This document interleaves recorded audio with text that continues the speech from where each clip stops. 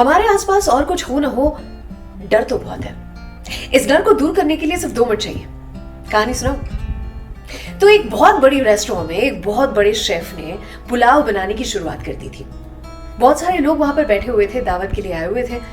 और जाहिर सी बात है कि इतनी बड़ी रेस्टोरेंट और इतना बड़ा शेफ होगा तो इंग्रेडिएंट्स जो है वो भी हाई क्वालिटी यूज करेगा, खास करके चावल।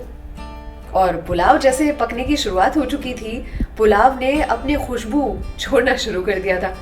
जितने लोग दावत के इंतजार में थे वो सबके सब उनके मुंह में पानी आने लगा था और सब बस वेट कर रहे थे कि कब ये पिरोसा जाए। जैसे ही पुलाव तैयार हुआ तो 100 लोग जो बैठे हुए थे उनकी प्लेट में पुलाव बांट दिया गया और सबने अपनी पहली चम्मच भरी और मुंह में रखने वाले थे कि इतने में आ गए शेफ ने कहा, एक्सक्यूज मी, खाने से पहले आप सबको बता दूं कि बना तो बहुत ही अच्छा है, आई होप आपको पसंद आए, लेकिन क्या है कि पकाते टाइम पे ना इसमें एक कंकड़ रह गया था।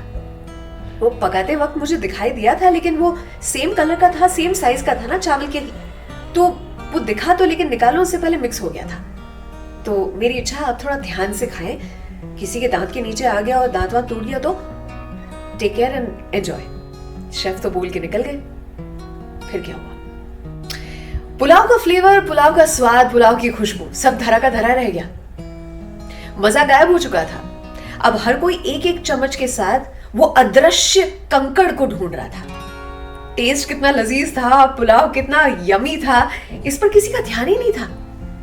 अब ये जो पुलाव आया उससे पहले सब लोग साथ में बैठे हुए थे, बातें कर रहे थे, गॉसिप कर रहे थे, लेकिन अब कोई बात भी नहीं कर रहा था। सब साथ थे, ये महसूस हो रहा था पुलाव आने से पहले। अब भी सब साथ थे, लेकिन सब उस कंकड़ को ढूंढने में लग चुके थे। पुलाव का मजा कोई भी नहीं ले रहा था।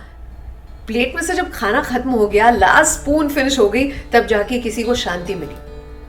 और ऐसे धीरे धीरे करके हर किसी का जब पुलाव खत्म हो गया, सब हाथ धोने गए, वापस आए, एक दूसरे से मिले, बात की, तब पता चला कि किसी के मुंह में कंकड़ आया ही नहीं था। सब एक दूसरे का चेहरा देख रहे थे।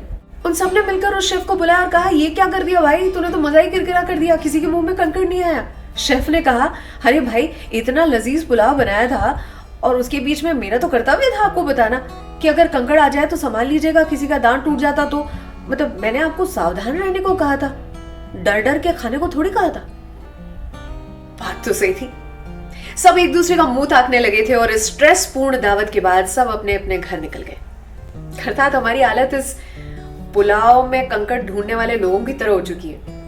कोई मदद करने आता है, हाथ बढ़ाता है, हम सोचते हैं हाँ इसके हाथ पे शायद कोरोना ना हो। दूध वाला, दही वाला या सब्जी वाली आती है, हम सोचते हैं पता नहीं ये क्या दे देगा और उसके साथ साथ कोविड आ जाएगा हमारे घर में। कोई छींकता है तो पहले गॉड ब्लेस यू कहते थे, भगवान तुम्हारा भला करे ये कहते थे, लेकिन अब सोचते हैं यार तू छींका कहीं मेरी फाइल ना निकल जाए। पुलाव खाओ, अरे कंकड़ आएगा तो मुंह से निकाल देंगे, प्लेट में साइड में रख देंगे, और जरूरी थोड़ी है कि कंकड़ आए तो दांत तोड़ ही देगा।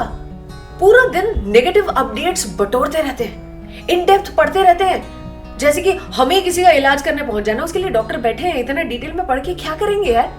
कुछ अच्छा पढ़े, समथिंग दैट इंस्पायर्स, कुछ पढ़े, कुछ लिखे, थोड़ा गाएं, गुनगुनाएं, अपनी पत्नी के हाथों में मेहंदी लगाएं, माँ के पैर दबाएं, इंस्पायर हो जाएं और औरों को इंस्पायर करें। चिंता ना करें, करनी है तो मदद करें, जैसे कि मैं फिलहाल करने जा रही हूँ। मेरे पड़ोसी कोविड पॉजिटिव है, उनको टिफिन पहुंचाने का काम करना है, वो भी मास्क लगा के। सलाम, दुआ, वणकम, प्रणाम, सत श्री अकाल, केम छो, सारू छे, विश्व आखुई मारू छे, सब ठीक हो जाएगा। Be good.